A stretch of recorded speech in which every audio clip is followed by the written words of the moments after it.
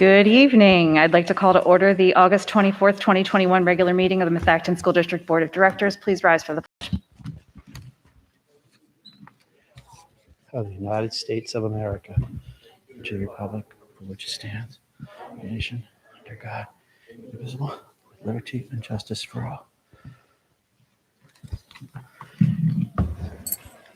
The public is hereby advised of the audio and video recording of the meeting for the purposes of rebroadcasting.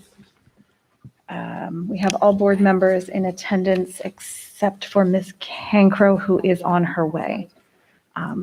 So she should be with us momentarily.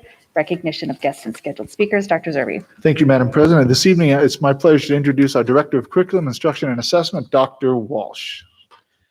Thank you, Dr. Zerbe. Good evening, everyone.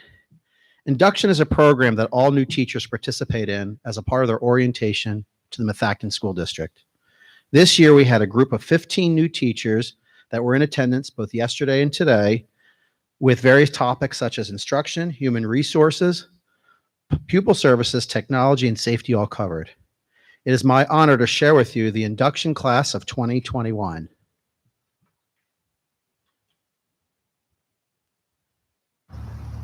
Hi, everyone. I'm Matt Walsh. I'm the Director of Curriculum, Instruction, and Assessment here at the Methacton School District, and it's my honor and privilege to introduce to you the induction class of 2021. All right, everybody. My name is Hillary Rhoda Craig. I will be teaching 4th grade at Arrowhead. I have subbed here a few years, and I always come back just because I love the schools and the community and the love that you can feel when you walk into each building. My name is Bonnie Alexi. I am the ELD teacher over at Eagleville Elementary.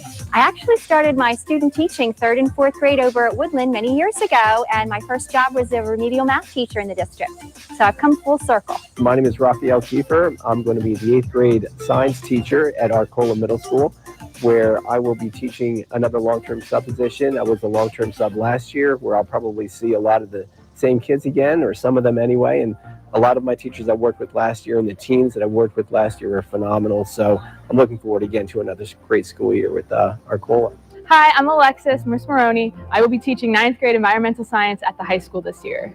So I chose Methacton, so I did a long-term sub at Arcola and absolutely fell in love with the district, fell in love with the students, and just the whole team as a whole, and then was thankful to be able to continue from a long-term sub to a full-time position here at Methacton.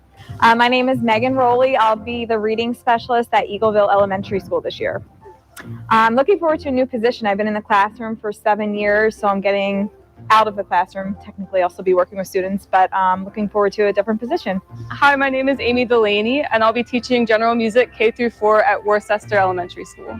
I picked Methacton because I actually was a day-to-day sub here before I even graduated. And I really liked the kids, and I thought it was such a welcoming community that I wanted to be here as soon as I could. Hi, my name is Alyssa Duffield. I will be teaching 3rd grade learning support at Worcester Elementary School. I chose Methacton because I've heard amazing things about the district and the community, and I wanted to come join this Methacton family. My name is Robert. I'll be teaching grade 7 social studies at Arcola Middle School. Actually, one of the most exciting things I'm looking forward to is going back to Arcola. I went there, I went to that school myself, so it'll be great to go back there and see how it's changed and be able to work with those kids and help them get ready for their future career in the high school. My name is Veronica Laguna. I will be teaching general music and choir at Arcola. I chose Methacton because I am from the area. I graduated from North Penn High School, and I've heard wonderful things about Methacton, so I'm so excited to be working here. Hi, my name is Anita Rao. I'll be teaching French at Arcola. Seeing the students being around people again, I worked completely from home at my last position, so I'm really excited to just be spending time with other people. My name is Amy Genuardi. I'll be teaching 7th grade reading at Arcola. I have to say that I'm looking the most forward to going back to school in person, with hopefully without any virtual. I was virtual most of the year last year, so I'm really looking forward to going back in person. My name is Angela Hiller, and I will be the 5th grade counselor at Skyview Upper Elementary School. I just can't wait to meet my students, all 300 some of them. Hi, I'm Penny Farrell. I'm going to be teaching Spanish at Methacton High School. I'm really looking forward to meeting my students and connecting with them. It's been a little bit since I've been taught high school, so I'm really excited to be back in that environment. I picked Methacton. Its reputation precedes itself, I know it's a wonderful school district. My name is Logan Moyer. I teach 3rd and 4th grade learning support at Arrowhead. I think I just like, especially at Arrowhead, and after being there for a whole year, how it just kind of feels like a family environment at Arrowhead. All the teachers are really close and you can rely on everybody to help you. And my mentor and everybody who I worked with were so incredibly helpful. And last year was crazy, so I couldn't have gotten through the year without their help. And I just had an amazing group of students who made every day worth it. Hi, I'm Brittany Booth. I'll be teaching learning support at the high school. I picked Acton because last year I was a long-term sub at Eagleville, and you could really feel the sense of community, and it was really like working with a family. I really enjoyed the students, and it's a really great environment to work for.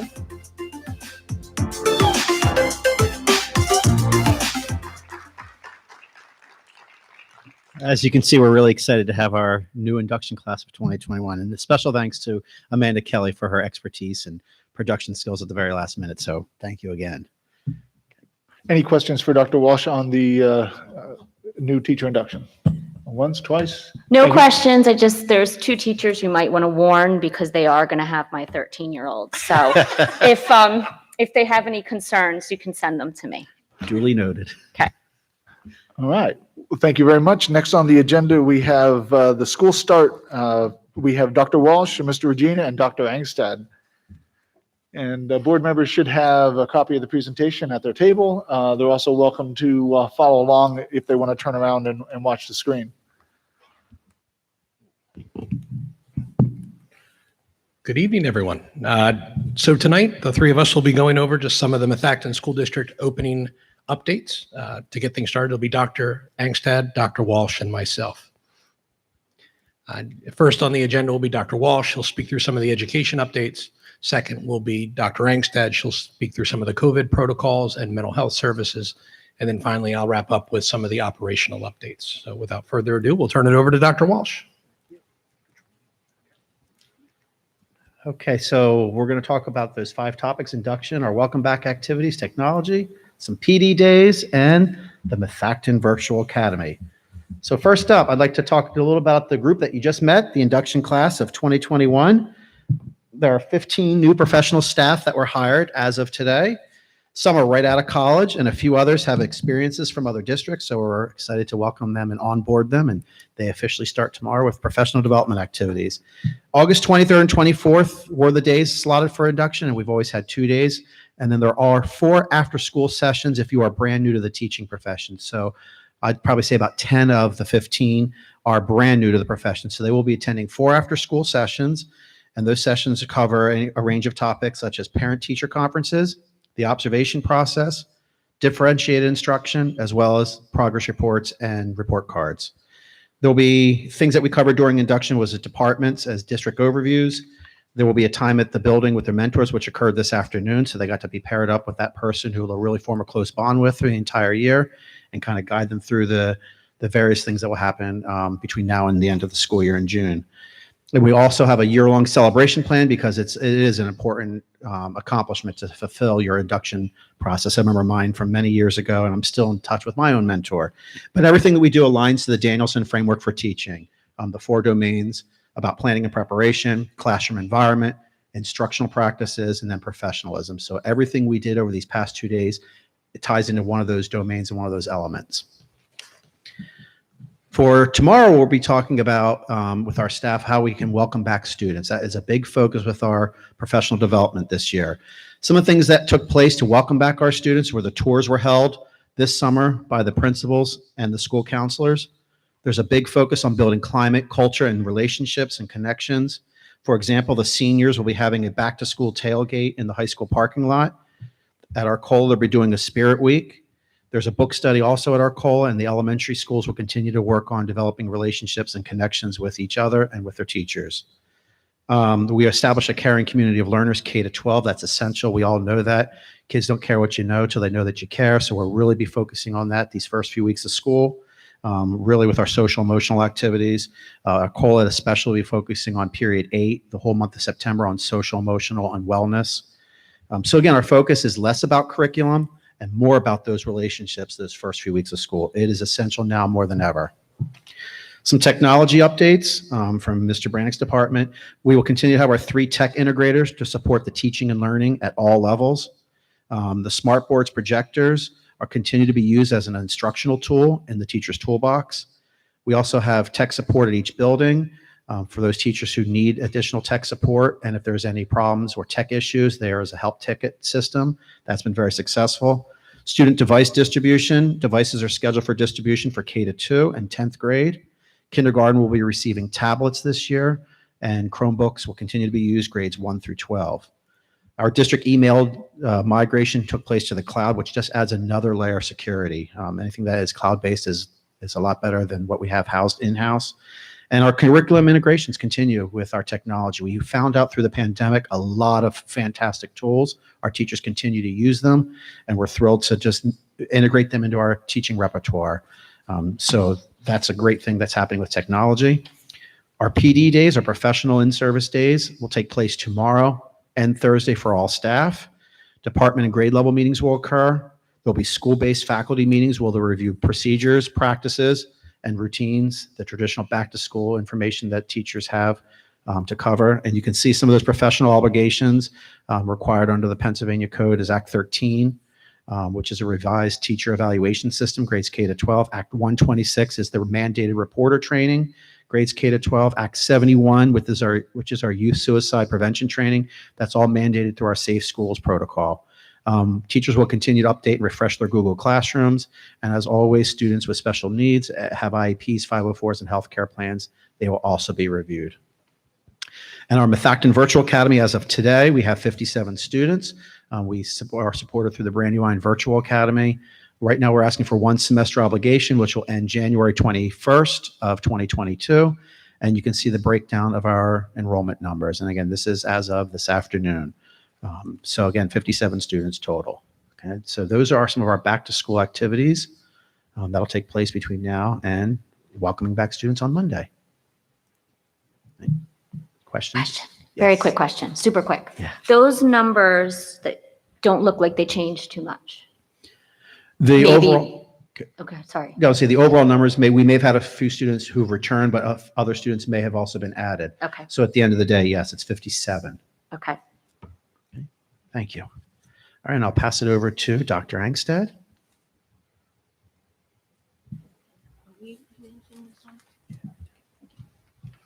All right, I'd like to provide a brief update on the COVID protocols and mental health services that we're providing. The first thing I wanted to share with you is that our principals will be sharing a mask guide in their newsletters and on the school's website as a reference for both staff, students, and parents. And it's really about the proper use of wearing a mask and how to wear it, how to handle it if you take it off. And there's a sample of that guide on the next slide. So let me share that with you. So this is the sample. This is page 1 of that reference. It's actually 3 pages long, so we wanted to just give you an update. This was provided to us from the CDC on August 13th, 2021. The next thing I wanted to talk a little bit about is there are special lanyards that were purchased for our students in K-6. The K-4 students will be issued a lanyard that the district has purchased so that they have a place to hold their mask when they're having lunch, out to recess, or anytime they're taking a mask break. It allows them to clip it onto the bottom, and there's a picture of it there. It's also a breakaway lanyard, so if it would get caught somewhere, it pulls apart for safety concerns. Our students in grades 5 to 6 will also be issued that lanyard, but it will also hold, in addition to their mask, their student ID badge. In terms of contact tracing, our nurses will be following the guidance issued by the CDC and the Montgomery County Department of Health. Our nurses are in touch with them regularly, meeting, I believe, weekly at this point in time.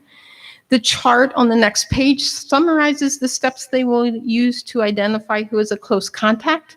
When I met with Cheryl Pfeiffer this morning, she reminded me that this is as of today and it could change tomorrow, or, it may have already changed and she just doesn't have the update. But there's a series of questions they have to ask. And then, as you can see, it's indoor classroom, household contact, and then general close contact guidance. And there's all the parameters, if they're masked or unmasked, and then the time element comes into play. But the bottom part that's color coded in orange on the slide behind you, yours may not be in color, says, do I need to quarantine? And that is based on whether a student is vaccinated or a staff member is vaccinated and they answered yes, or if they're not vaccinated.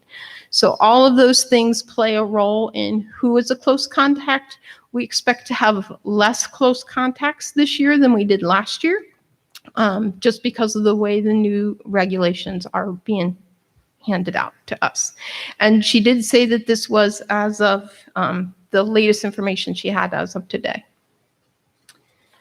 On the next slide, we talk a little bit about COVID-19 assurance testing, and I know Dr. Zerbe is going to speak to this a little bit more, but the district will be offering volunteer assurance testing for staff again this school year, pending board approval, and specific details on how to participate will be shared at the start of the school year with our staff. Testing will also be available for athletes participating in fall sports at Arcola and Methacton High School, pending board approval. And again, more specific information on how they can participate on a voluntary basis will be provided at the start of the school year. And then I also thought it was important to just update the board on where we are with mental health services. We are partnering with Central Behavioral Health again. They provide mental health services for our students who are eligible for that support, whether it be through an IEP or a 504 plan. We have made sure that they are aware if we have an increase in need that we may need to reach out to them for more support. We've been meeting throughout the summer, keeping an eye on all the caseloads and the needs of the students who have participated over in the summer, getting some support from them. Additionally, Springfield Psychological is fully staffed, ready to go, including our newest clinician, who is Kane Williams, and he will be serving our 4 elementary schools.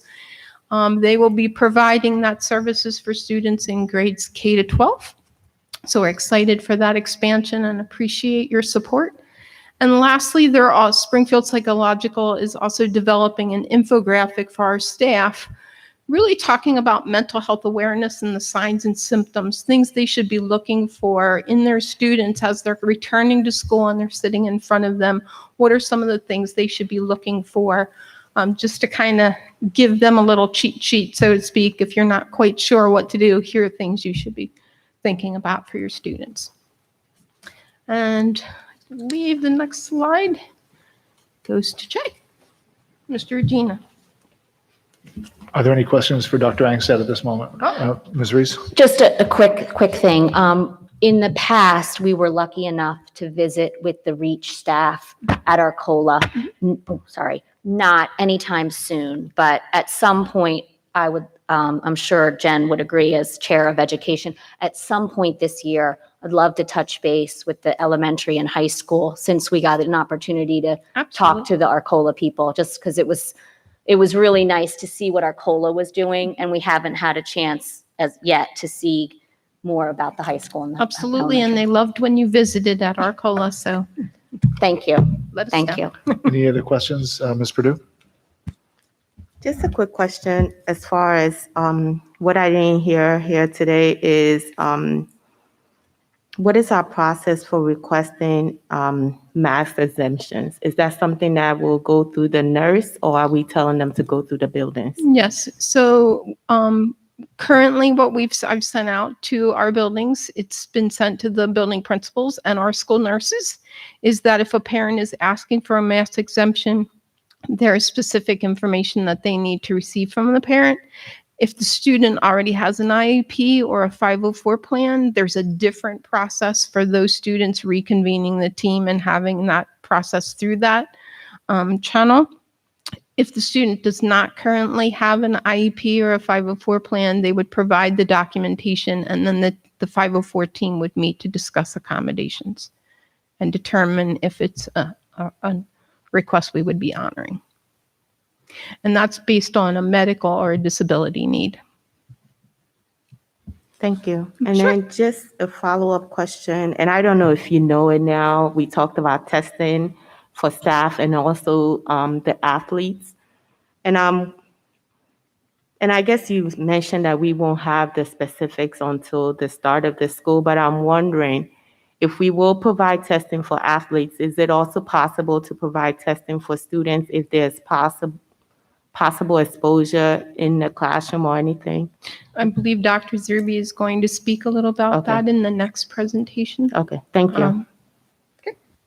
Any other questions for Dr. Angstad? This is just one, not really a question, but somebody talked about like with the mental health services, and this has really nothing with your plan. It's fantastic. Someone was talking about just even having ambassadors at lunch tables at the high school. So anybody new or have been out of the district for a year to just have like a location, because we have the ambassadors and we also have like, even if it's like National Honor Society or an activity groups, to kind of mark it as like a welcome table for like the first 6 weeks, just to help reduce some of the mental health anxiety. And so that was just, I thought that was a great idea. No, thank you for sharing. Thank you, Ms. Canfield, for that suggestion. Appreciate that. Anything else for Ms. or Dr. Angstad? No? Mr. Regina?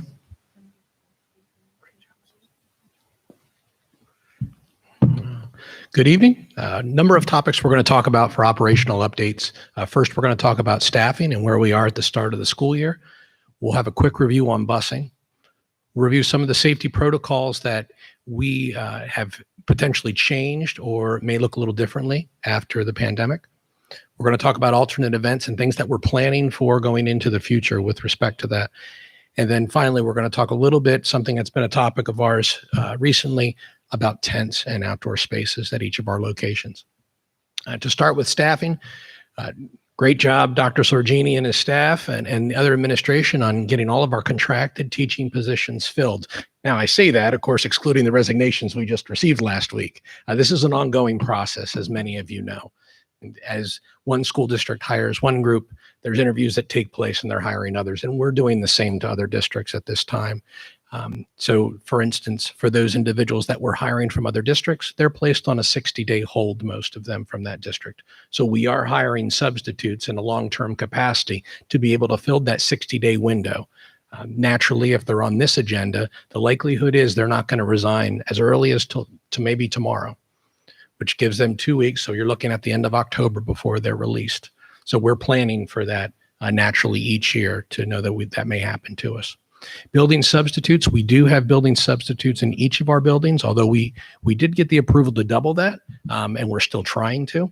There just aren't enough building substitutes out there to be able to comply with that request quite yet. We do have 2 building substitutes at the high school in Arcola. As many of you remember, if we have to utilize the large group instruction areas, which we plan to, we'll be able to utilize these building subs at the lower grade levels if we need to and move people around. So we are prepared to do that in case we have to. And of course, we're still looking to increase the building substitute numbers. From busing, as of last Monday, all busing routes are available on Power School. And as you can imagine, masks are required on all buses. Of course, the IEP 504 approved exceptions do apply.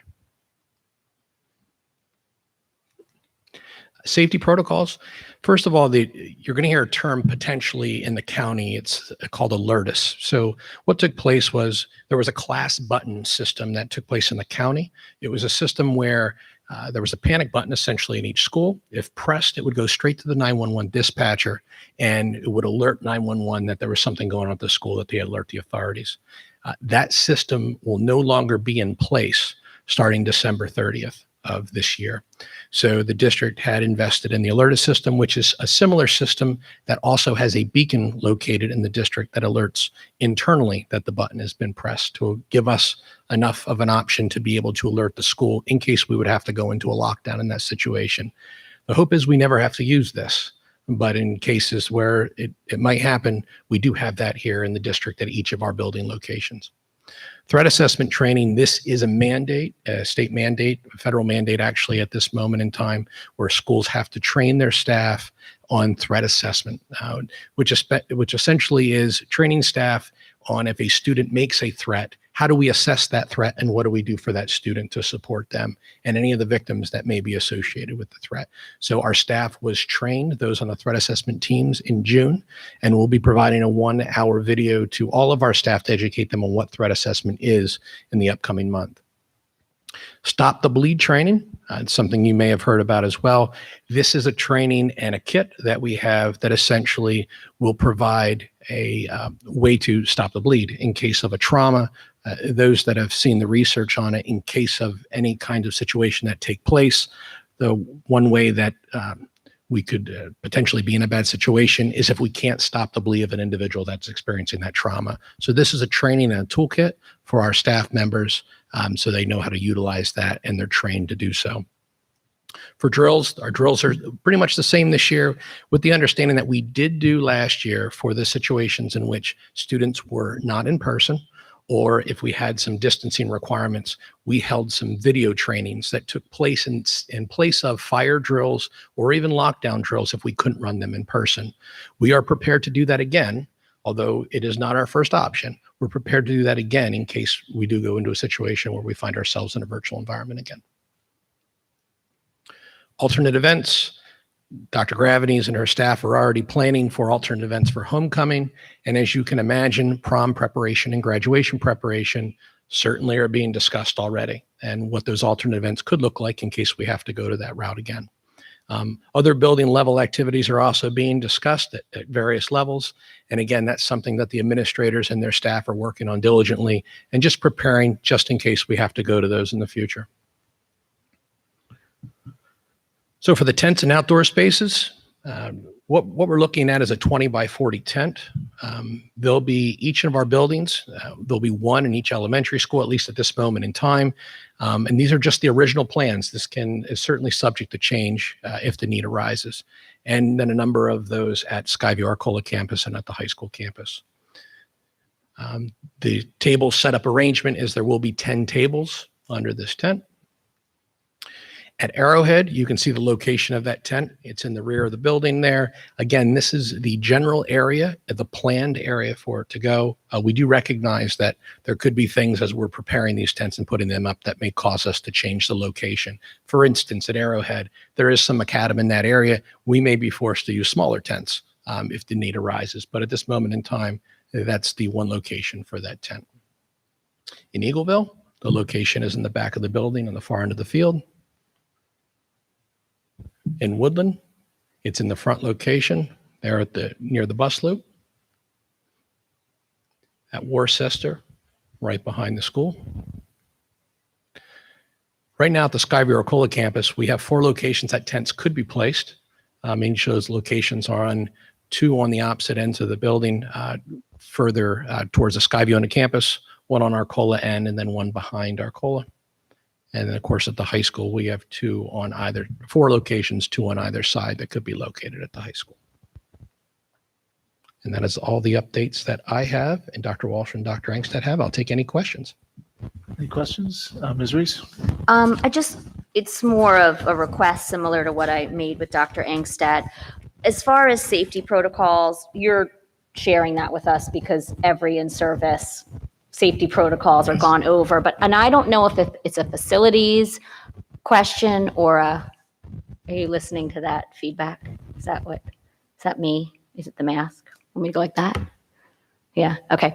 I have a really thick MC. I was representing MCIU, but it's super thick. I don't know if this is a facilities question or an education committee question, but at some point over the year, like I asked with Dr. Engstead, I would like to hear about some of the safety training because I think every school district does it a tiny bit differently.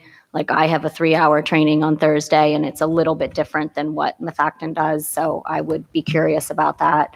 And I don't know if it's an exec session. I know we're only allowed to talk about, certain things in exec session and safety is one of them. So at some point this year, I would like to find out because I don't know. I know if you're familiar with this is Alertus, but there's something called Alice. So I would like to know more about what Methacton does specifically. Sure. I think just to speak to that, I think at a committee meeting, We can certainly talk to generalities. Okay. But it would definitely be more appropriate probably in our executive session to discuss the safety protocols that might be more specific to some of our school safety Okay. situations. Thank you. Any other questions? Ms. Hall?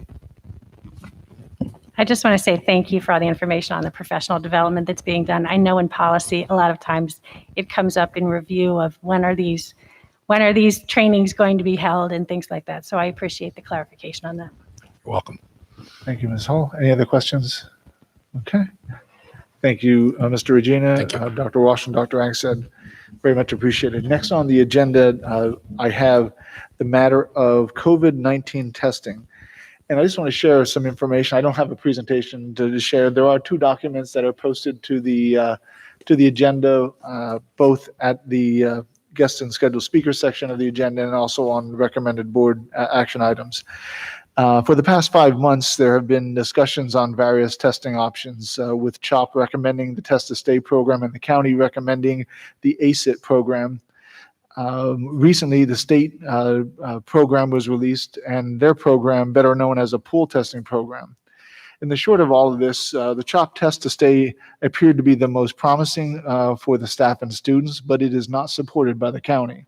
While we could implement it, it would not reduce or help in any way to lessen the isolation and quarantine requirements.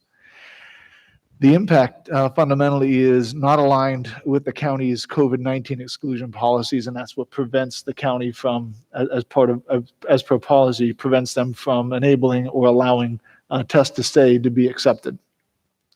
So moving on, the newly released state program was developed to address schools that reside in counties that do not have a county health department. However, as good as this resource is, it is yet to be determined. Our nursing staff has a number of questions into the group running the program, and those have not yet been answered to date, leaving this program as a potential, but not ready for implementation. The County Department of Health recommends that we sign up now because the deadline is the end of August. And in doing so, it gives us an opportunity to participate if at a later date, the information that we ascertain from the questions allows us to properly implement such a program. And of course, we would come back with those recommendations and those specifics to the board before implementing any additional program. The ACIT program, which is the same program as Dr. Angstad mentioned earlier in the presentation, is the same program we implemented last year. And that was available last year for most districts. Now, there were some pilot districts that offered it to students, but most districts were only allowed to use it for adult volunteer testing. Our recommendation this year is that likely by the first full week of school following Labor Day, we would implement this in a voluntary fashion, again, at each school location, and then at a centralized location for Aramark / First Student or other central or non-school related employees. The second part to this is this year, as you can see in the document that's been attached, that the county through the ACIT program allows for athletes to be tested. And it's on my recommendation that we make that available on a voluntary basis, that we provide a form, parents can choose, of athletes can choose to participate in the program as they wish. We will set the dates and times when that testing occurs. And depending on the amount of participation, it might be multiple dates and times. But generally speaking, it is something that makes sense for us to at least make available if in fact there are families that want that testing to take place. And all we would have to do is make sure that we make the proper arrangements so that it doesn't interfere with practice time and things related to participation in that sport. So again, the idea here for the ACIT program is to basically provide the same level of assurance testing for adults on a voluntary basis, and then to add the voluntary testing program for athletes. Are there any questions for me at this time or for Dr. Angstad? Ms. Aubrey-Larsenis? So just to clarify, this is being offered only to student athletes because that's a limitation of the program, or that's a limitation on what we're offering? That is what's indicated in the available use of the resources by the ACIT program. Okay, so it's not a limitation that we're putting on the program, it's a limitation of the program that's being given to us? That's correct. Okay. Yeah, we would not have enough resources, either manpower resources or testing resources to provide it to all students. Okay. I mean, and it does make sense from an exposure likelihood standpoint because they are going to be unmasked outside. There's more opportunity, I guess. So, I mean, it does make sense. I just wanted to make sure I understood where the limitation was coming from. So thank you. And again, I don't have a whole lot of information on what we call the state program or the pool testing, because it's coming out really fast and we don't have it. But my recommendation, the county's recommendation, our nurse's recommendation is let's sign up for it. We will not implement the program or until we have board approval to do so. That way, we're in if we want to take advantage of it, and we don't lose that opportunity in case we need it. And that's really why we're sharing it with you here this evening. I don't normally bring recommendations that don't have a lot of detail to them, but I don't have another better option for you here this evening. Other questions? I'm sorry. I didn't catch, is there a cost, or what is the cost of this? I don't know if I missed. There's no cost That's either what of the two programs. With the exception of manpower. So we do pull, our nurses might have some additional time after or before school that we need to compensate them for. There are typically secretaries / office assistants that would normally assist the nurse as part of the intake process. So there are some internal costs that, are not, certainly aren't necessarily planned for, but are things that we believe we can handle and properly handle as we did last year. And plus those costs could also be used or covered under the ESSER 3 funding. I get that they set the rules, but the only thing, if there's an opportunity to give feedback, I would throw in there to get marching band included. Everything that a athletic team does is mirrored by marching band. So, and I hear you, we'll take what we can get right now, but if there's any way to submit can we expand this to them, because they're doing everything a football, a field hockey team is doing right now. That's appropriate. Thank you for that suggestion. Anything else? Ms. Drummond? I echo Mr. McGinnis's thoughts on marching band for that as well. Ms. Perdue? I think I'll go back to my question before and just see, is it possible if in a case where we have students that also need it, and I don't know if that's feedback, I don't know if this is still something that's under discussion, and if you can bring that up at the meetings, or if you have a chance to provide input. If I understand what you're asking, I think you're asking that we would use it make testing available for students who need it. Yeah. And on an as needed basis, based on showing symptoms possibly, or if there are, if showing symptoms in the school, if we roll it out and is based on board approval, I'm just wondering if that's a possibility to also include students and not just athletes. Yeah, I think that at this time, the guidance from the county on the use of the resources for ACIT to start testing people outside of their program might encourage families to send their children to school, knowing that we would test them, and we would lose the ability to manage that testing process. I know that may sound odd, but there's a lot of discussion that occurs with this, and the nurses are in a different conversation that I'm in with the superintendents and the county. And generally speaking, providing this outside of the scope right now, becomes problematic in a number of ways. So I'm not saying it won't change. It's possible that the pooled program or the state program might provide a resource for us to do something with students. Well, that's a wait and see matter though. But as of right now, the ACIT program, I don't have any other alternative other than suggest to you that we have a voluntary for athletes and voluntary for our adults. Because the concept of using this type of antigen test to determine whether someone should go home or not is the problem that we have with the test to stay concept that CHOP wanted to see happen. So it's almost the same. It's almost the same thing. Does that help? Yeah, that helps. I'm just wondering if not this program, maybe if there's another program. So it looked like there's more discussion, so there may be opportunities that we can extend this out. And I just wanted to put that comment out there. If we have the opportunity to provide it for all our students, is something that I think we should look into.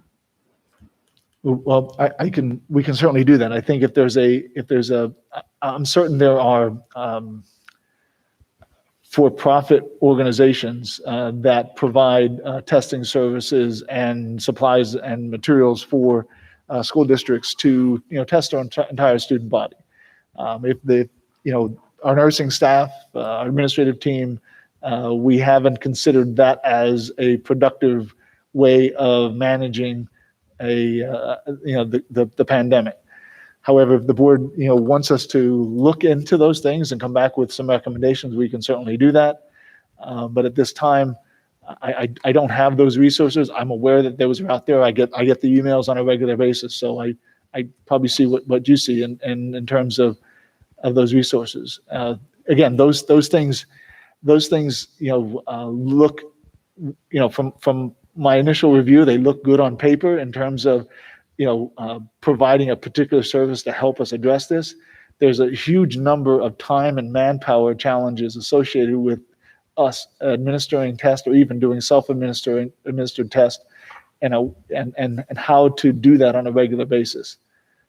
So there's a balance in all that, and our guide for all that we do has been, with the folks on our calls on a weekly basis, the county and CHOP, and none of them have suggested that we go into, testing all student populations. So, yeah, Mr. Winters? Yeah. Did you secure, were able to secure additional nursing support? I know based on what's going on with the ability to find in all areas of healthcare and obviously being strained, but I wouldn't be able to secure that wasn't in the original presentation. Yeah, actually, probably Dr. Angstad or even Dr. Sorgini could speak to it better, but I know we have secured nursing support through GHR. So I actually had a conversation with Shana from GHR, is where we get our contracted nurses from, this afternoon. They have 2 nurses secured that will share the 4 elementary schools. So 2 will come in, do Arrowhead and Eagleville, and another one will be sharing Worcester and Woodland, I believe, are the mix. Don't quote me on that. That may change. But they were coming in, and we have them in place until the end of the first semester, with the understanding if we would need them to be extended, that would be available. We also have another nurse that we contracted for that will be at the Skyview Arcola campus. We currently have a nurse that is out for a short period of time. Our floating nurse is covering for her, and the contracted nurse will be providing additional support to that campus. The other information that I can share with you is we also reached out to see if GHR could provide some nursing support if we do move forward with testing the athletes, to have someone available after school to help with our athletic trainers, both at Arcola and at Methacton High School. So yes, there are people in place. Thank you, Dr. Angstad. Any other questions on matters of testing?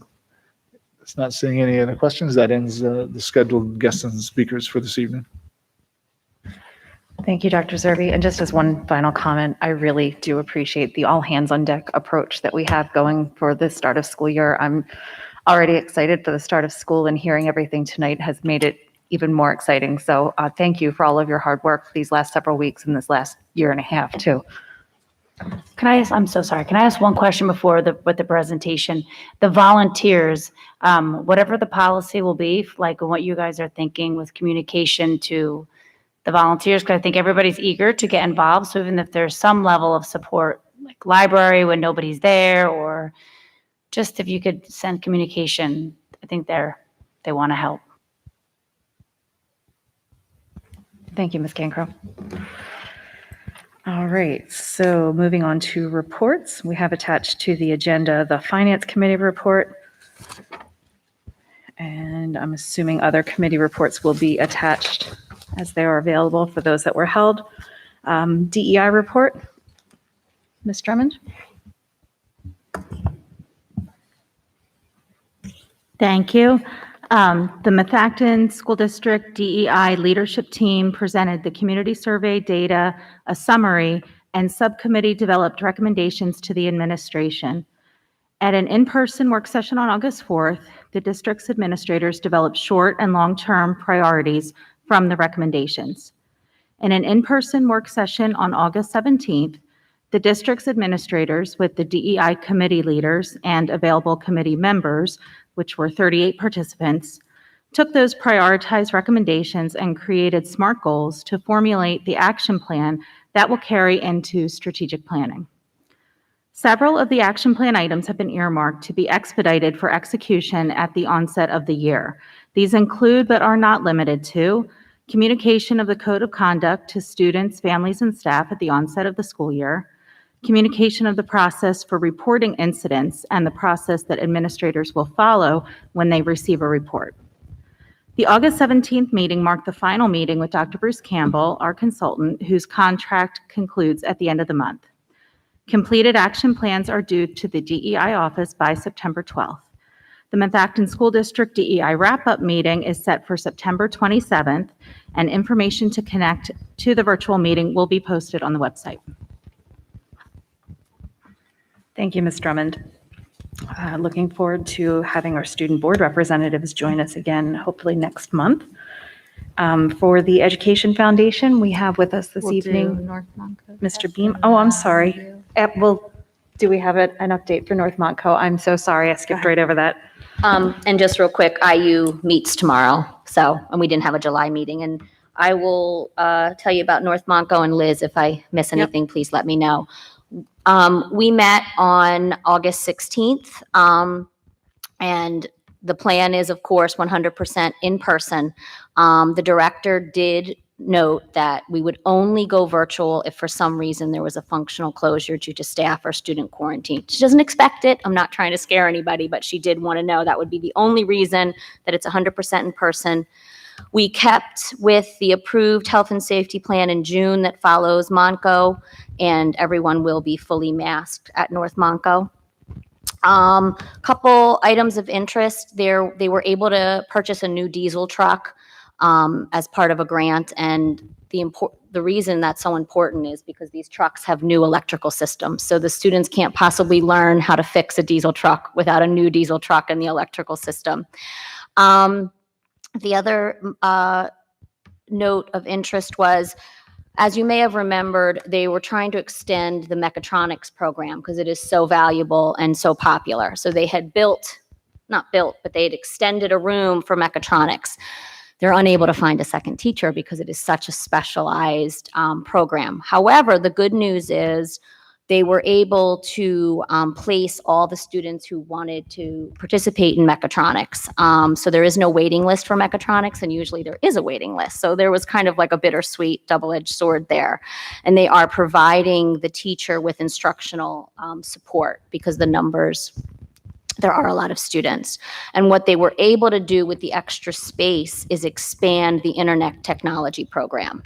So they were able to kind of problem solve. And that was really it, other than they also had new teacher training and induction, and they are looking for a wonderful start to the school year. And our students will start there. They're all fully aware with this on the 31st. They spend their time on the 30th at Methacton. So good luck to all the students and staff at the Tech Center. there are a couple things in my notes to add. One is an ESSERS grant that was received for $550,000 or so, and that they're planning to put some of the money into enriching math and literacy instruction in the school. Another was that we heard an update to improvements that they're working on in cybersecurity within the building. And also, they're maybe looking at some new program possibilities at the school, marketing and social media, and physical therapy, sports medicine. And that was, I think, all I had to add. Thank you. And again, apologies for almost skipping over you. Okay, so picking up where I was, student board representatives next month, foundation report, Mr. Beam. Thanks very much. I'm Jim Beam. I have the honor of being the president of the Methacton Education Foundation. And it's been quite some time since I've spoken with each of you.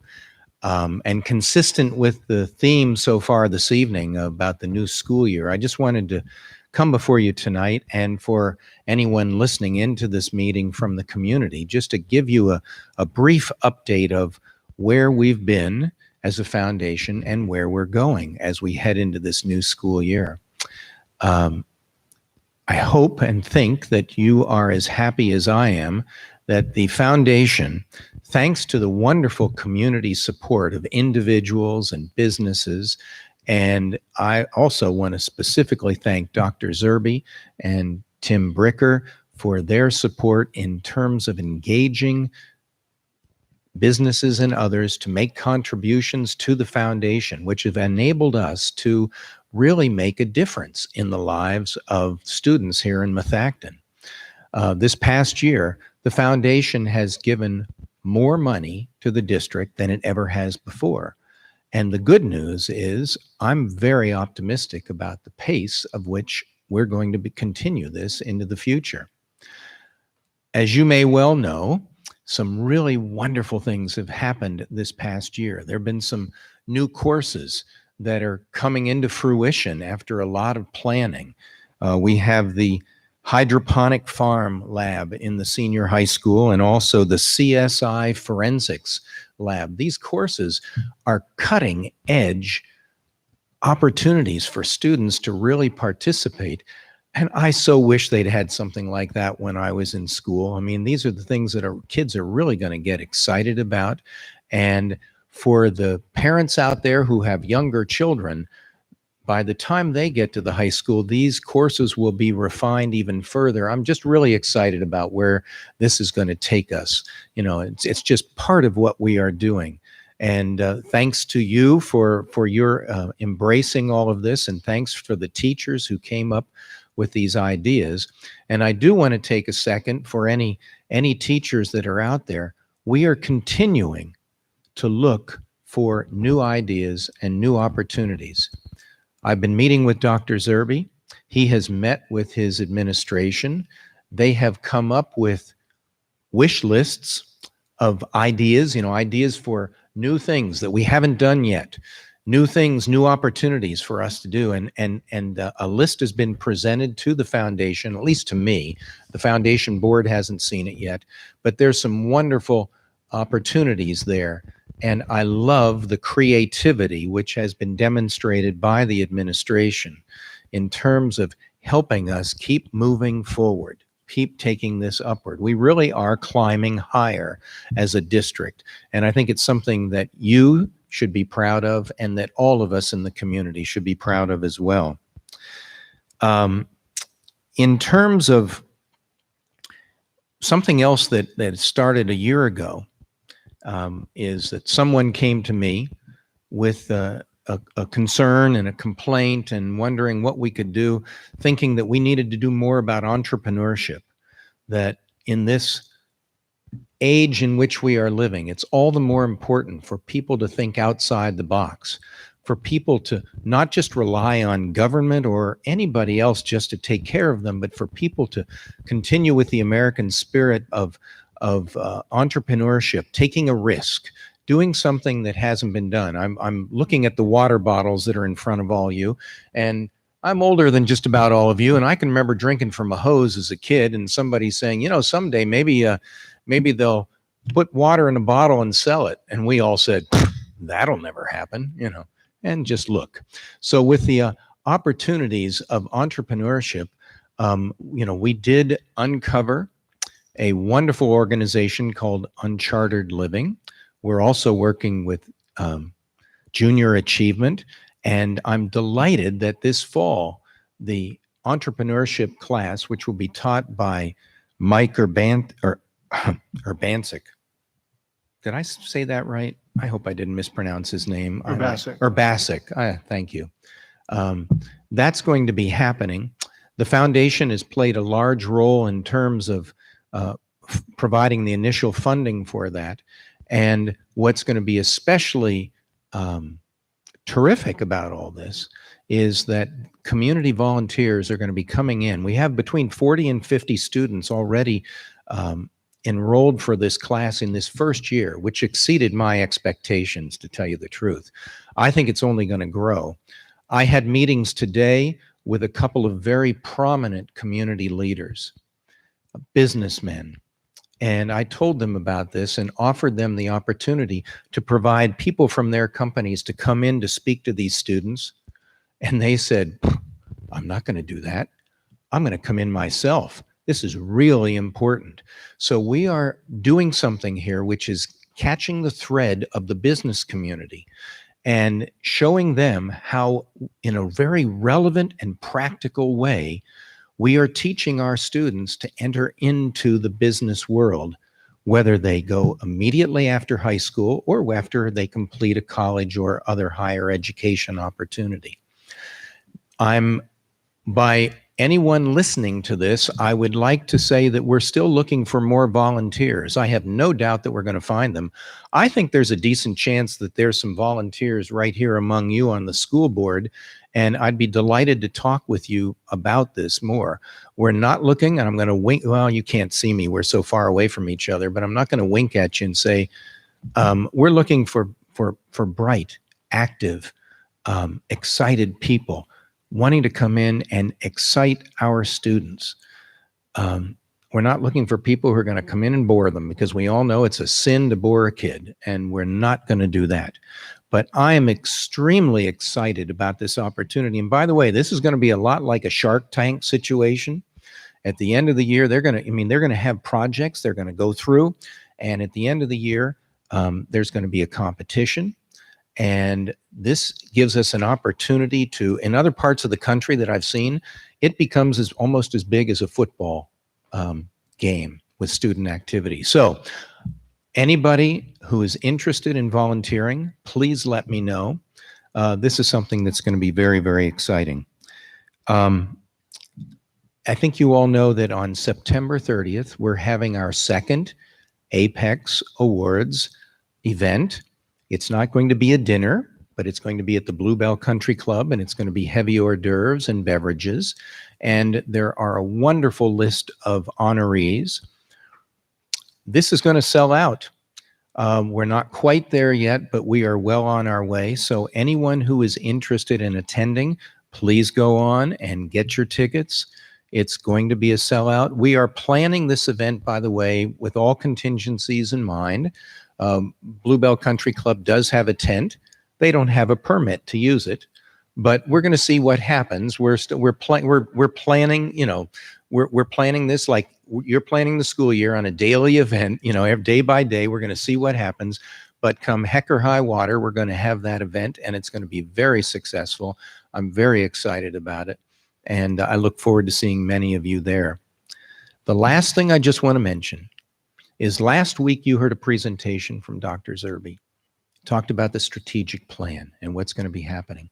And he mentioned something specific that was music to my ears. I'd heard it before, but I was delighted to hear it in public. And that is this idea of a STEM academy. This is something else. You know, there's an expression, sometimes you either go big or you go home. And here at Methacton, I think we want to go big. And I just want you to know that the foundation is very excited about this. We want to support you and we're going to have to figure out how that works. It's a large undertaking, but when we talk about rankings of this district, when we talk about everything else associated with raising the whole level of education at Methacton, this STEM Academy idea is one that I think is absolutely top notch. I hope that you give it very, very, very serious consideration, and just know you're not going to be alone. There are going to be a lot of others who are going to support you in that. Thanks so much for your time. Thank you, Mr. Beam. Now we have communications, Ms. Kelly.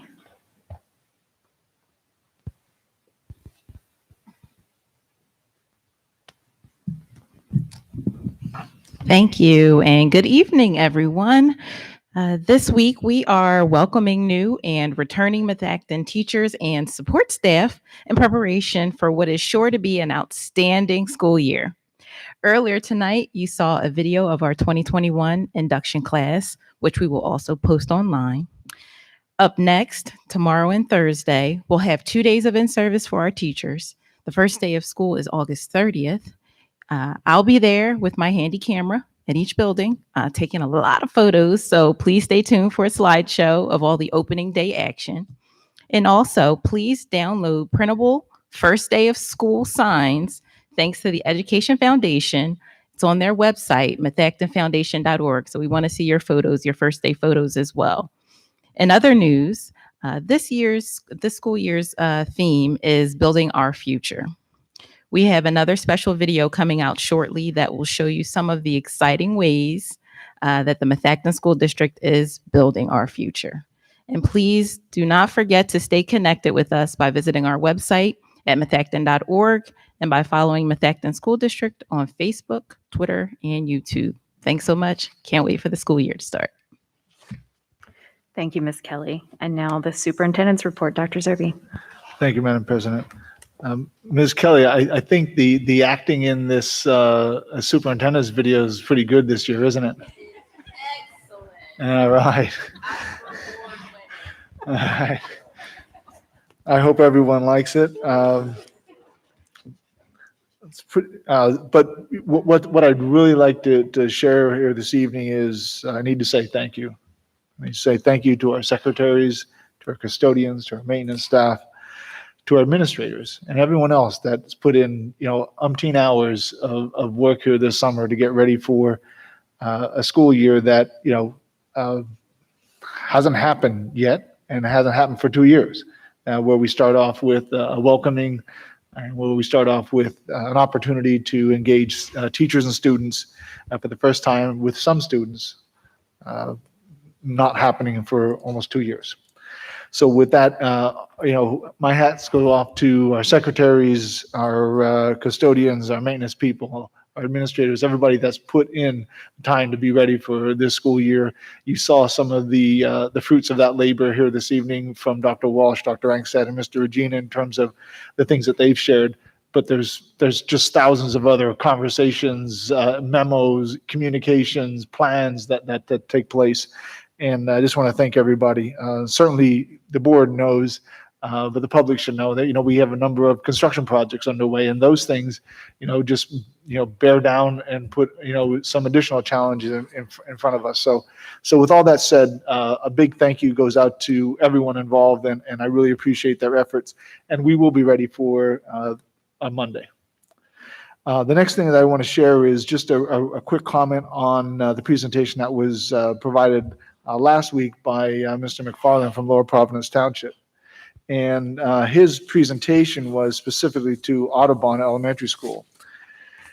And with that, I'm just going to basically say here this evening, if there's no objection by members of the board at this time, I will meet with the board president and the chair of the property committee and our solicitor to re-engage the solicitor in the process of working with the township solicitor to draft an agreement with Lower Providence Township for the purpose of leasing the Audubon Elementary School for the use as a community center, recognizing that a draft agreement is necessary to ascertain the detail necessary to determine the risk and rewards associated with such an endeavor. And if there are any objections at this time, I will let the board know that we'll proceed with that, and we'll come back with a timeline so that you know where we are in that process. Any objections at this point? Seeing no objections, that ends my report here for this evening. Thank you, Dr. Zerbe. The board will now take comments on board action items. As you'll notice, there's one thing that is usually on the agenda that is missing this month, and that is the board meeting minutes. Those will be attached to the September meeting agenda. So the board will take comments on board action items. This is an opportunity for residents to comment on matters that are to be decided upon as outlined on the agenda. We ask you to keep your comments to 4 minutes or less. We will do our best to respond to matters following the conclusion of those comments, most likely when we get to them in the agenda. As always, introduce yourself with your name and municipality. Please come forward.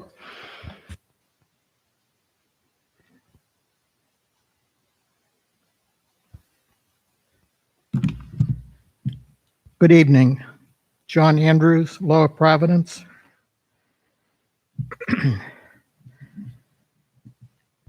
One item that's on the agenda this evening is closing 2 wells at the Arrowhead School. The item was also on the agenda for the Property Committee meeting earlier this month, but there was no Property Committee report. So it seems to me that just because there's no property report, that the item should be tabled. There are other reasons for the item to be tabled. The contractor has been found to close the 2 wells for a sum of approximately $30,000. I'm not aware that there were multiple bids.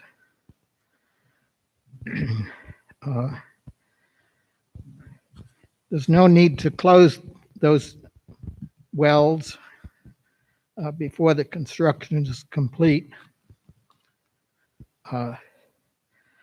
So there's no need for, I think it's a 7.5% add-on by Stubner, the major contractor. I think 5% by Fidavia, and perhaps 5.5% by the architect. I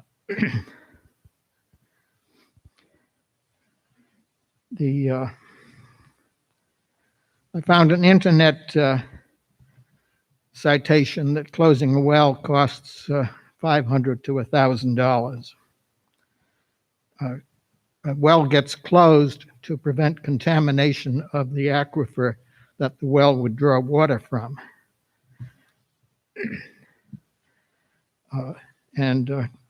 Closing a well involves putting an apparatus down the pipe and cutting the pipe off at some depth, maybe 10 feet below ground level. Pouring some solid materials into the pipe to seal it up, and maybe the top 10 feet of the pipe being filled in with concrete. And I think a small crew could do all of that for these 2 wells in, as much as half a day's work. $30,000 for that doesn't make sense to me for anyone, whether they're poor or rich. Also, the well possibly could be used for water for toilets. Water is expensive. Each month at the current Arrowhead School, the water bill is something like $700. So it's a case of, if you have lemons, can you make lemonade? If you get my drift.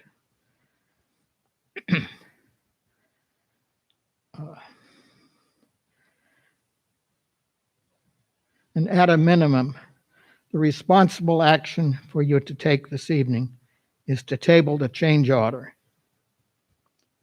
Thank you. I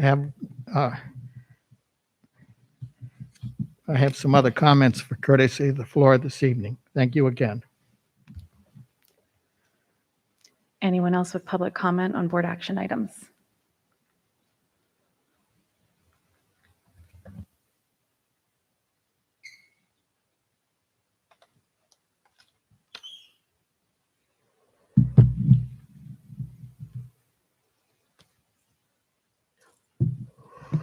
Good evening. Jessica Bradbury, Lower Providence Township. I would like to discuss an item noted in the superintendent report and also listed under 10M supplemental contracts. There is an advisement and a supplemental contract for Dana Tornetta to move from grades 2 at Eagleville to grade 5. Last week, Mr. Sorgini reported that you would be collapsing the Eagleville second grade from 4 sections to 3. In the recent years, the second grade class size has been between 18 and 19 students per class. The August enrollment report indicated that this year there are only 68 students enrolled in second grade at Eagleville, making the class size jump to 23 students per classroom, and that exceeds class size as governed by Board Policy 126. Are these classrooms also equipped with the temporary HVAC units? With an average of 5 more students in the classroom and temporary HVAC units, do you have any concern for the students and the teachers related to that situation? Regarding agenda item 13C, COVID testing participation. First, I would like to thank you, Dr. Zerbe, for responding to my email yesterday to clarify that he would not be recommending any of the 3 types of testing in the Ginkgo pooled testing attachment. According to Dr. Zerbe, there is not enough information about the programs listed to recommend them at this time. The Ginkgo assurance statement also requires the district to select what type of interest they have in the various testing options. Will you be considering adopting pooled testing, which is one of the options? Pooled testing takes a sample from many people and puts them all into one test. If the results come back positive, it requires all of the individuals to then get individualized testing. If we are talking about subjecting our children to pooled testing, will that create additional confusion and trauma for them and take them out of the classroom while they have that individual testing? If so, for how long? The only timing that I saw in the PA Department of Health form is that it is required to be filed 2 weeks before we have the capability to begin testing under that program. So please take the time to prepare a robust plan that outlines how teachers and students may opt in or opt out of this testing program, how consent will be obtained, and how privacy will be maintained. Will you assure us that you will not allow children to consent to testing without parent and guardian knowledge? Parents want the choice with regards to their children's health and medical treatments and interventions. It is disappointing to hear the board continue to try to blur these lines. The parents and taxpayers deserve to know how testing programs will be deployed, governed, and managed before the board votes to authorize our superintendent to sign and return this form. Thank you.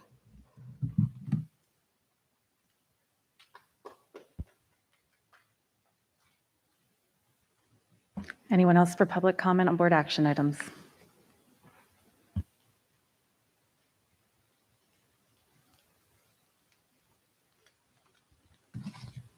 Just Marissa Rocco, Lower Providence. Just one quick one.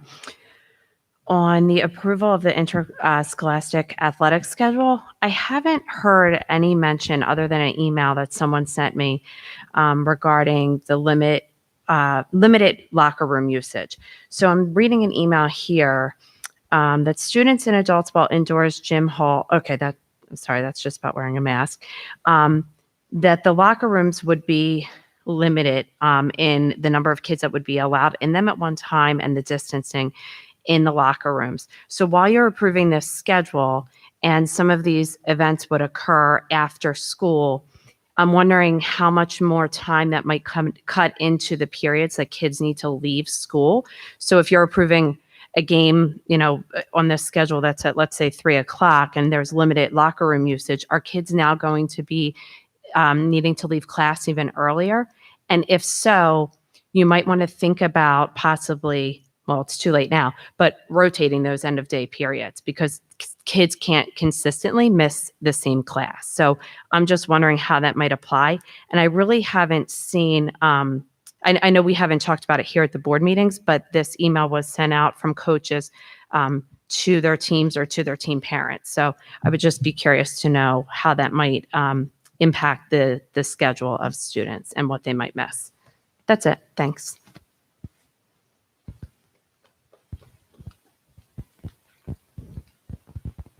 Anyone else with public comment on board action items?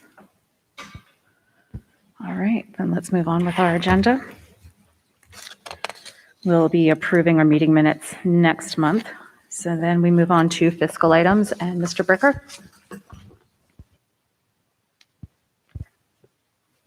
Good evening. For your approval tonight, we have the list of bills, treasurer's report. There are no budgetary transfers. We have 2 change orders for Arrowhead, GC 002 for $33,600 and GC 003 for $2,307.90. The first one is for the well closure, and the second one is for additional decking. We have also the approval of action on 3 student activity accounts, 2 of which is the opening and closing of the class accounts, and the new one that we discussed last month, which is the opening of an account for Unified Sports. And we also have the approval of the school breakfast and lunch prices, which are the same as they were the previous year. Thank you, Mr. Bricker. Would anyone like to take any of these fiscal items separately? Okay, so then I will take a motion to approve all of the items listed under fiscal. Mr. Navarette, is there a second? Ms. Drummond, comments from the board? Just to address Mr. Andrews' questions, I believe we discussed the wells at length at the work session. I appreciate his comments, but they were talked about at the work session. And then just, I sent an email about this months ago, but just while we're talking about reports, all the board members write their reports. So for several years, I wrote the education report, the chairs write the reports. At other districts, the administrators write those reports. So it just might be something we want to think about. Just that if, we write them and type them and send them to Miss Rutledge and they get posted, it might just be something we want to consider. I know one time when I think it was Miss Kenkro or myself couldn't make it, an administrator did it instead, but like this time Mr. Winters did it. So it's just something to consider because the administrators and the chairs are both equally important. So something to consider for the board. Thank you. Ms. Hull. Back to the wells. I know that we discussed it in property and at the work session. And Ralph, or I don't know who can help with this, but I know that we are required to close those wells, are we not? Yes, and they were also bid by the subcontractor, and this is the lowest bid. Okay, thank you. Anyone else? Okay, all those in favor? Aye, motion carries 9-0. Thank you. Thank you, Mr. Bricker. Moving on to personnel items. Stalling for time as Dr. Sordini comes to the podium. Thank you very much, Madam President. Good evening, everyone. For your consideration this month, we have the following personnel items. I'll be highlighting those items that are additions to the agenda from the work session last week. 3 resignations professional with the addition of Shelby Serrano, French instructor at Methacton High School, and Ashley Alvaranga, chemistry and physics instructor at Methacton High School. We thank Shelby and Ashley for their service to the students of Methacton, and we wish them well in their career pursuits. 4 resignations classified with the addition of Susan Chung, instructional assistant at Eagleville Elementary, and Carrie Lofgren, office assistant at Worcester Elementary. We thank Susan and Carrie for their service to the students of Methacton, and we wish them well. 2 employments administrator, Miss Erica Thomas, for supervisor of secondary special education. Please note that the agenda has been updated to specifically identify that Erica will be at the high school level, grades 9 to 12. And also, as we discussed last week, Mr. Michael Bourdreau for principal of Arcola Intermediate School. 4 employments professional with the addition from last week of Bonnie Alexi, ELD instructor at Eagleville Elementary, and Melissa Lopez, ELD instructor at Methacton High School. 8 employments classified with the additions as follows: Jennifer Brown, instructional assistant at Skyview; Jenna Garcia, personal care assistant at Methacton High School; Catherine Massa, bus aide and transportation; Molly Ashcroft, bus aide and transportation; Marguerite Trehe, personal care assistant at Eagleville; Lindsay Rivas, personal care assistant at Eagleville; and Daniel Talia, reading instructional assistant at Eagleville. 5 changes of status classified, including the following, all of which are additions from last week. Christine Mazinski from personal care assistant at Worcester to instructional assistant at Worcester. Maveen Goher from personal care assistant at Eagleville to instructional assistant at Eagleville. Kathleen Shireman from recess assistant at Woodland to instructional assistant at Woodland. Gabrielle Winters from part-time office assistant at Eagleville to instructional assistant at Methacton High School. And Constance McKeon from personal care assistant at Worcester to instructional assistant at Arcola. 3 uncompensated leaves, including 1 addition from last week: Lisa Dribbin, social studies and gifted instructor at Methacton High School. A series of supplemental contracts, including additions to the list of mentors and program coordinators from last week, as well as 2 contracts for moving classrooms, and 1 addition to the list of approved volunteers. Thank you. You've had a busy month, Dr. Sorgini. Yes, Madam President. Thank you. Would any board members like to take any of these items separately? Item 10I4, please. Yep. Any others? All right, so I'll have a motion to approve all items under personnel with the exception of 10I4. Ms. Reese, is there a second? Mr. McGinnis, comments from the board? I just had a question. I know we've had some movement within some of the supplemental contracts that we might have approved for a different contract at one point, and now they're moving into a different position. Yes. Do we need to take any action to void the previous contract that we had with them? We don't need to void them. They are year to year, and if the person doesn't fulfill that, the position itself is approved, so we're able to move somebody else into that. Okay, thank you. Mr. Navarrete? Got my permission from Andrea to speak, so I'm good. I just want to say, I know Andrea touched on it last week, but I had the pleasure of sitting through the interview process for Mr. Boudreau, and he has big shoes to fill at Arcola, but boy, I'm excited about having this gentleman join our team. He came into that interview guns a-blazing, talking about how much he loves middle school, and this man has dedicated his professional career to children at this level. He gets it. It was clear from everybody else in the room that were professionals in that environment that they agree that he gets it. So I'm excited for him to join our team. Mr. Winters? Yeah, Dr. Sorgini, the one thing that does stick out to me, and I know that this is a byproduct of the latest MESPA contract, but the rates that the new employees have are, I believe, 85% of the existing rate. One of the things I want to make sure that you guys come forward if these rates that we're looking at 1545, 1525, 1577 are obviously very close to a $15 number that's being presented around the country, and also the competitive nature of the work environment that we are in. If there's any issues specifically to that, I would hope you come forward with those as quickly as possible. I mean, in some days, it looks like some of them are $3 or $4 difference than somebody that's been around maybe just one more year. So. Thank you, Mr. Winters. If I can speak to that, one of the components of the negotiated agreement is actually raises over the life of the agreement. So over the course of the next several years, there are what are tantamount to about 8% raises annually to move those numbers up through the 23-24 school year. So those are conversations that we do have with individuals when we hire them, and they have responded favorably to that. I just want to say on a personal note, the resignation of Shelby Serrano breaks my heart just a little bit. I had the unique pleasure of hearing her voice during fourth period over Zoom every day last year. And she definitely made a big difference for at least one student. So Ms. Serrano, if you're listening, Cole says good morning, and we will miss you.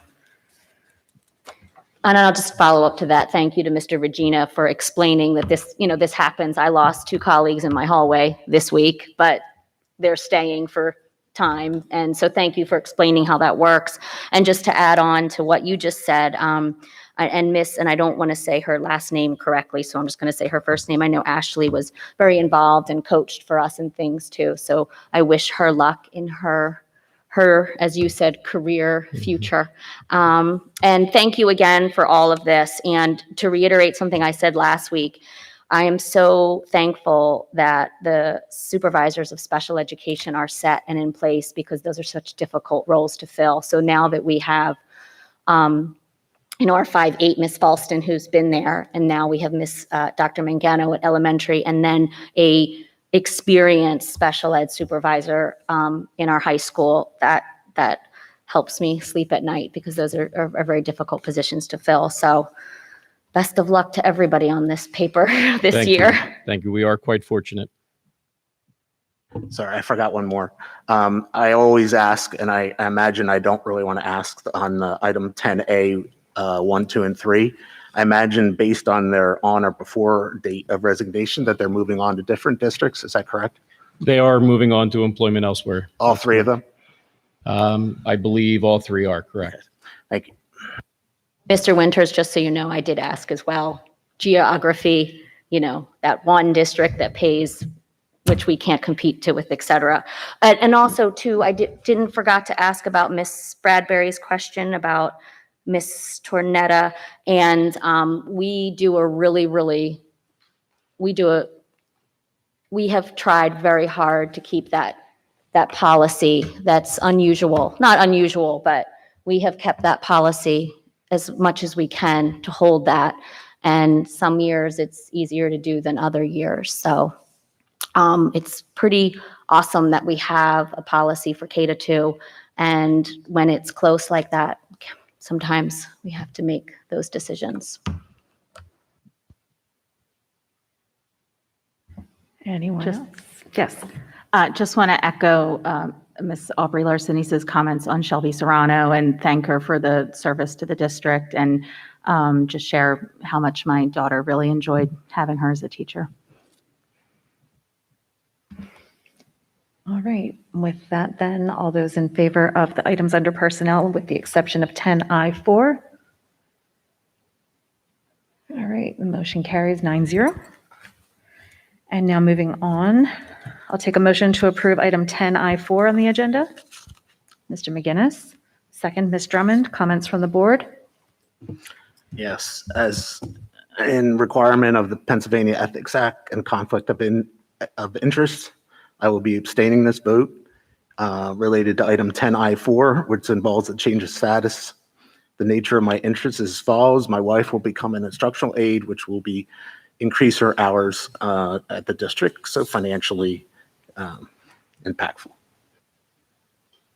Thank you, Mr. Winters. So all those in favor of 10I4? Opposed? And one abstention from Mr. Winters. Right, so I know you don't want to oppose it. So with a vote of 801, the motion carries. Thank you all. Thank you, Dr. Sergini. Moving on to curriculum and programs, Dr. Walsh. Thank you, Madam President. Under the board agenda 11A through C, approve the following curriculum updates as per documents provided to the board. ELA 9th grade academic English, honors English, and world language 9th through 12th grade, French 3. Also approve the emergency instructional template and emergency instructional time schedule as presented for section 520.1. And in addition, approve the PIAA athletic schedule for the fall 21-22 school year per policy 123. Thank you, Dr. Walsh. Can I have a motion to approve the items under curriculum and programs? Ms. Reese, and I'll take a second from Ms. Drummond. Any comments from the board? No, just that the member of the public who asked about the locker room, I would assume we would refer her to her building principals. And I can only speak as a parent, but, athletics, yes, they do miss some of the end of the day for away games, et cetera. And, I'm sure the Mr. Schnabel at Arcola and Dr. Spiewak at the high school and the coaches will address that. I know we've had some games already. There was a scrimmage today for girls soccer, and there was different things already, and we're all crossing our fingers. Unfortunately, we saw some teams have already, not at Methacton yet, don't want to scare anybody, but there have been some, what's that called? Postponements of games and things due to COVID. So let's cross our fingers that our marching band and our athletes stay healthy and safe in the use of the locker room and out there on the field. So no problem. All right, anything else under curriculum and programs? All those in favor? Motion carries 9-0. Thank you. Thank you, Dr. Walsh.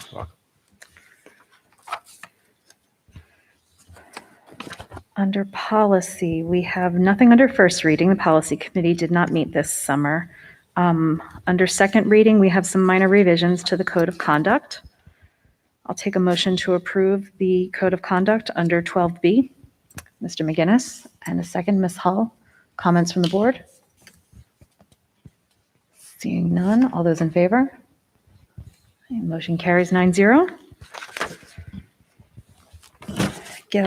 Under other, Dr. Zerby.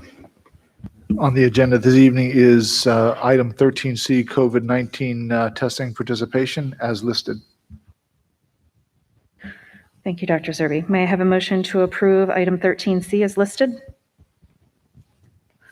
Ms. Purdue, is there a second? Mr. Winters, comments from the board? Ms. Cancro? So just for clarification then, Dr. Zerby, right now, we're just voluntary. And the questions that we had from the public about consent, privacy, with guardian and, testing children with or without the consent of a guardian. Can you just address that, please? Yeah, the privacy matters are all contained for the ACIT program, are all contained in the process that the county requires. So we don't actually handle the records. Everything's done through a third-party group that's, I believe, is hired by CHOP or something to that effect. And they handle all so the individuals go in, register, and they use QR codes to identify themselves, and all of that is handled by a third party. So we don't have records of who does what. All we know is they come in, they show us the QR code, we register, and they go through the steps. That's for the adult testing. The student testing would work the same way, but of course, we would work with our solicitor to ascertain a permission slip, or not a permission slip, but a permission form for the child to be given permission by the adults to participate in the voluntary athletic process. And with regards to the other program, I don't have details for you this evening, and I'm not recommending an implementation of it. I'm just recommending that we apply and see whether or not there is some value to it. And if so, I'll be back in front of you to say what we need to do and how we'll do it. Yeah, thank you for that, Dr. Zerby. The way that it's written on the agenda, I can see where there could be some confusion, but we're authorizing you to submit the application for the Ginkgo COVID testing program and the MOU for the ACIT program. So all we're doing is applying for it. We're not implementing it. We're just getting further information, and I am comfortable that you'll be bringing more details to us as we have them. Ms. Drummond? Just a point of curiosity on the certified test administrators that will be on the premises. Are they like school nurses, staff, or are they test administrators from the county health department or somewhere else? For the ACIT program, all of our nurses were certified last year. They have to go through a 30-minute recertification online program that our lead nurse coordinator, Ms. Pfeiffer, will be leading them through during the in-service in the next 2 days. Thank And you. then we also have third-party nurses that got certified as well through the same process. And we received that training, the certification training from the ABTS last year. Thank you. And also, and I just had another just clarification question. Again, this is voluntary and a courtesy. So if you prefer to go somewhere else for your testing, you may go somewhere else for your testing. Correct? Okay. Thank you. Ms. Purdue, you had a question? I just have a comment on, I think it was mentioned about pool testing. From my understanding from pool testing, it's usually limited to 4 individuals in most cases. They're tested to ensure that resources are used wisely. And what happens is that if the 4 individuals, if the test comes back positive, they will test all individuals individually. But it's not like you will take a whole classroom, pull them all, and then provide them with negative results and leave them out to wait, is my understanding. But I just want to know, and I know we don't have specifics on testing yet, but is that something that you've heard as far as this program, as far as pool testing? Well, the primary testing through this state program is a pooled model. And there are a lot of details that we don't have information on. And like I said earlier, to have a conversation of any level without me knowing or without my nurses informing me of what we can and can't do, I think it would be fruitless at this point. So I'm just saying that we might have opinions on whether we should do these things. We might have, other outside information that suggests this will work or won't work. I'm telling you right now that all I want from you is the opportunity to take advantage of something if I think it will work, and our nurses will think it'll work. Right now, we don't know that, and if I can't get into the through the deadline, then the opportunity is not available to us. And that's what I'm trying to avoid. The only thing I wanted to add, because we keep bringing up Miss Pfeiffer, and we've thanked her numerous times, but thank you again to Miss Pfeiffer and all of our nurses who are still going to have a very challenging year, as we mentioned, updates constantly, and they are so invaluable. And we're so lucky to have Mrs. Pfeiffer in her position of, being president of all the Pennsylvania school nurses. She's just such a valuable resource. So thank you to her and her entire nursing staff. All right, with no further comments, then we'll take a vote. All those in favor of item 13C? Any opposed? Okay, the motion carries 9-0. Dates for board members' calendars. We have our committee meetings being held in the LGI at the high school, and our work session and regular board meeting will be here next month. Anything for old business? Anything for new business? Ms. Drummond. I just want to thank all the community members who have donated to the Methacton Backpack Program last year and this summer as well. We are gearing up to send that program down to the 7 schools. And if you want to follow us on Facebook at Methacton Backpack, there's a list of items that we could still use. You can order from your favorite retailer, or you can drop it off in front of this building or at the high school. But I just really want to thank the community for all the support for this program, and it's just been wonderful to see. So thank you so much.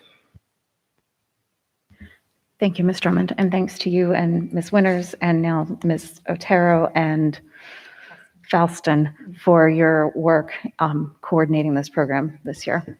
And Mrs. Coop. And Mrs. Coop, I'm sorry. Yes. The group keeps growing. All right, anything else under new business? Ms. Purdue. I'm just happy that we are a few days away to the start of the school year. I remember last year we had a rocky start, or when we thought about starting, and I think we're hopefully in good position. I haven't heard any red flags being raised, and we sit here tonight, and I'm just looking forward to the first day, and we'll be counting down each day at the end of the day and marking it off as a completed day. And I know the students are still not really ready to come back because they still want to enjoy summer, but I think we're in great shape and I'll wait to see how far we progress. Thank you. All right, anything else then? With that, then I think we can move on to courtesy of the floor. The board will now hear from residents. You can make comment on matters that are or may be before the board. We ask you keep your comments to 4 minutes or less, and we may choose to respond to some matters following the conclusion of the comments.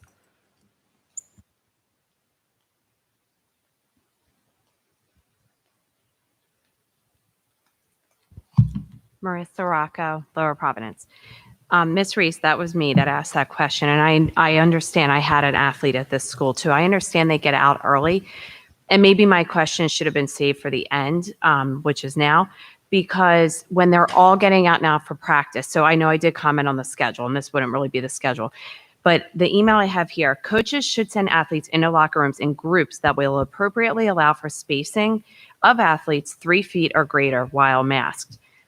How are they going to appropriately do that? And I know you're saying ask the building principals, but there's a lot of kids leaving for not only games, practice, other kids in the gym. I want to make sure that that things aren't going to take so much longer, and that if so, the parents are aware of it. Ms. Larson says also refer me to building principals, because while I think the tents are a great idea, I did ask about that, and I said, last year, unfortunately, our COLA had a lot of outside time. My daughter never got outside once from her teachers, not once. Her teachers did not let them go out. I think it was her 7th period where most kids were out, but she was never able to. Not her whole class.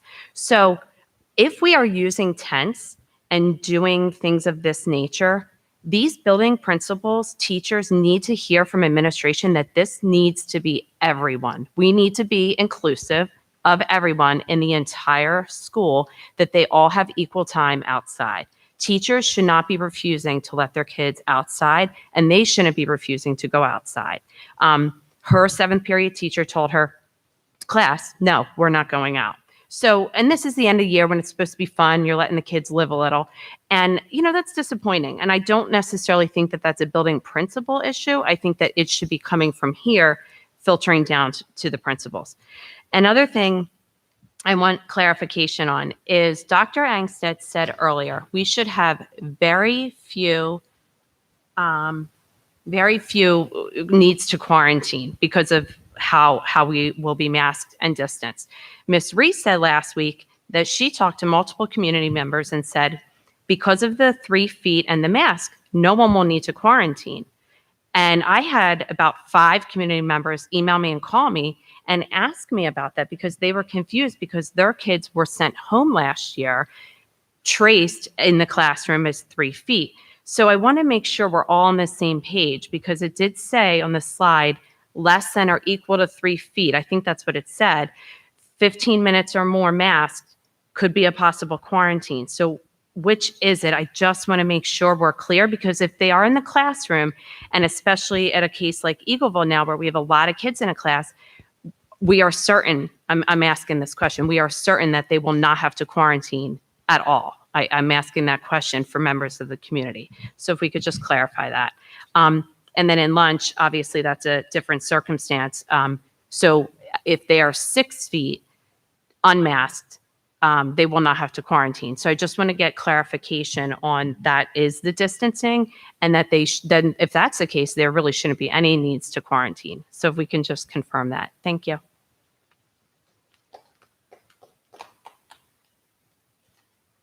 Anyone else for courtesy of the floor?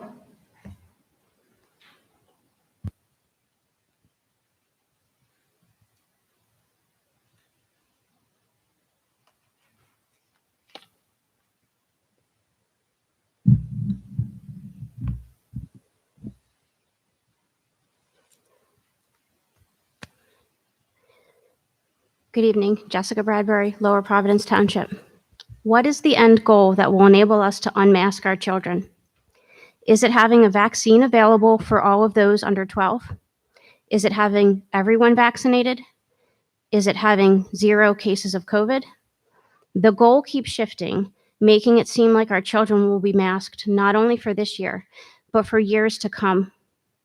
How are you planning to reduce the social, emotional, and psychological impact that these masks are having on our children? Many of my questions went unanswered during the special meeting 2 weeks ago. What are we implementing to support our children? Will there be more social skills groups established? Could we use the multi-million-dollar surplus from last year to bring in additional counselors to support the children and the parents this year? How do parents get their children involved with these great programs like SOAR and REACH if they have concerns about their children's health? 2 weeks ago, a notice was sent out by the Active Minds K-12 Initiatives team, posted to a Google Classrooms. What is the Active Minds K-12 Initiative team? When was this team formed and who is part of it? What is the objective and where is the charter?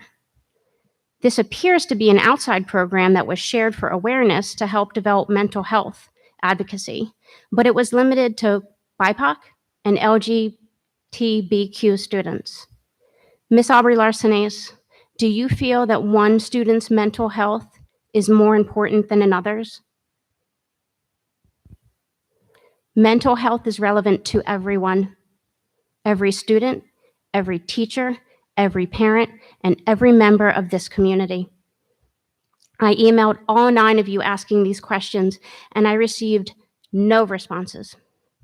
Do you accept our district promoting exclusion based on student identity? Could you please put that question in the meeting minutes? I would also like to take a moment to correct a statement that I made 2 weeks ago. I said that it was a Worcester supervisor, but it is actually a candidate running for Worcester supervisor that tweeted, quote, "I don't want healing, I want retribution," end quote.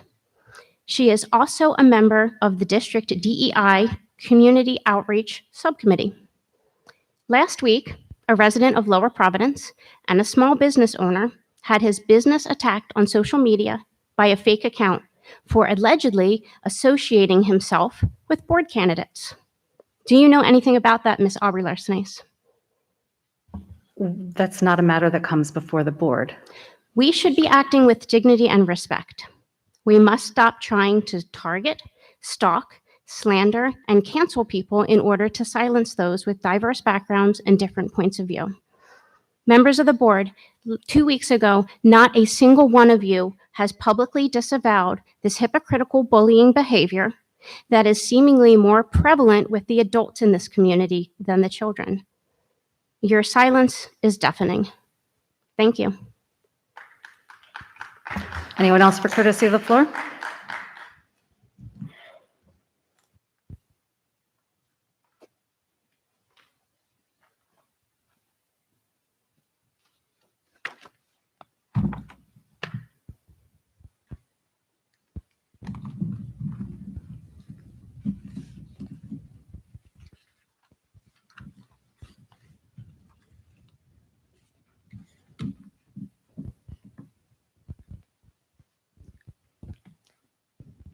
Vince Josephs, Worcester Township, Montgomery County, Pennsylvania, Methacton School District. You know, it's funny, all over the internet, there's these national websites that they expose schools for how radical their elected official board members are, the resources they put on their websites, and what they would like their teachers to teach. I don't want to admonish any teachers at all, but it's you. And Methacton's all over them.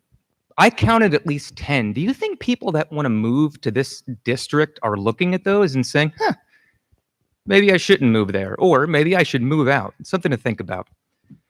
Anyway, you put out an infographic that said Methacton School District does not teach critical race theory, and there are no plans to teach CRT in our schools. CRT is not part of the Methacton approved curriculum. Do you think us taxpayers are really that dumb? Do you think that would placate the overwhelming majority of taxpayers who are appalled by your radical agenda? Do you think we'd read that and go, oh, good, I guess it's okay, and move on? I realize it's an empty room, people are on vacation, but you're going to see a lot more of us. We're not going away. You can go away because we vote with our feet. So let's break down your statement a little bit, because there's some questions that need to be answered. I can't help but notice you didn't denounce critical race theory. I would like you to denounce critical race theory, unless of course you agree with it. We have no plans to teach it. You know, there were no plans to require masks, but here we are. It's not in the Methacton approved curriculum. Well, I should hope not. This isn't Portland, as much as you would like it to be. A few more questions, and I would like these questions expressly added to the minutes because I want them answered in writing. Number one, define CRT. I think you should define critical race theory if you're going to put it on an infographic. I think that's important because you've changed the definition of equity 3 times. You've changed the definition of equity 3 times, substantially, in the last 6 months. Of course, you're going to change it again. Why would we believe it? Put it in writing. What disciplinary action will you take against any teacher that does incorporate any aspect of CRT in their class? Will it be in writing as a rule to those teachers? You only mentioned teaching. How about counseling, training, guest speakers, website resources? Look, obviously CRT in the abstract is not what has parents outraged and will get board members voted out come election time. It's the many divisive and racist concepts within it that you are okay with, evidently.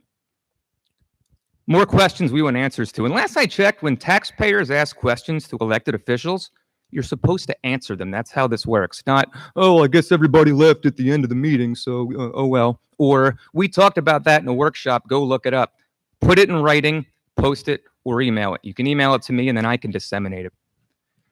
So will any training, counseling, teaching, or communication by Methacton adopt, express, or promote that one race is inherently superior to another? Or that one race by virtue is inherently oppressive, consciously or unconsciously?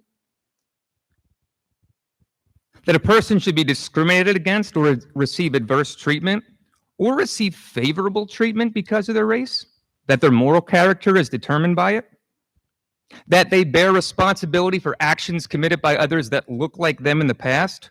Or any aspect of the so-called 1619 project? I would like answers to all of these questions. Thank you. Thank you. Anyone else for courtesy of the floor? All right, so moving on. I do want to respond to just a couple of things quickly. Moving backwards. We have a great resource here that was provided to us from the Pennsylvania School Board Association, all about critical race theory. And critical race theory is a framework for examining the effects of race and racism in society. Being a theory, it has been discussed in graduate level higher education and legal circles since the 1970s, not as curriculum, but as a point of discussion and analysis. Last time I checked, we don't offer graduate level higher education in this district, so critical race theory is not a concern here. No calling out. Your time is done. So one of the questions that was asked was how we're addressing social emotional issues in the district. I believe Dr. Angstadt has also spoken to that this evening. Some of the increased programs that we're going to have, we've expanded the REACH program. These consultants that we have from Springfield Psychological have done an excellent job of identifying students in need, and our teachers will also be equipped to identify students who may be struggling. Outside programs are offered to the district all the time that are offered to certain select groups. There may be a program that's offered to male students who play golf. There may be a program that's offered to female students who play volleyball. We take programs from outside places all the time. It's not something that ever comes before the board. It's something that's handled at the building level. Again, the use of the locker rooms, the use of outside space, all of those things are building level issues. Those are handled by building principals. I don't believe it is the function of the board to tell teachers how to conduct their classes, to tell them what is or isn't appropriate in terms of their use of space. Obviously, we encourage strongly all of our teachers to use the outside space it's available to them whenever possible. But, you know, a science teacher who's trying to run a lab is obviously not going to be able to use outside space. They need some of the facilities that are in their classroom. So for us to dictate how they use the outside space, I think would be inappropriate and an overreach for a school board. And as far as the contact tracing, I'm sorry, if there's going to be a problem with calling out, then we just won't respond to questions. So, okay, I'll take a motion to adjourn. Motion to adjourn? Okay, meeting adjourned. Thank you.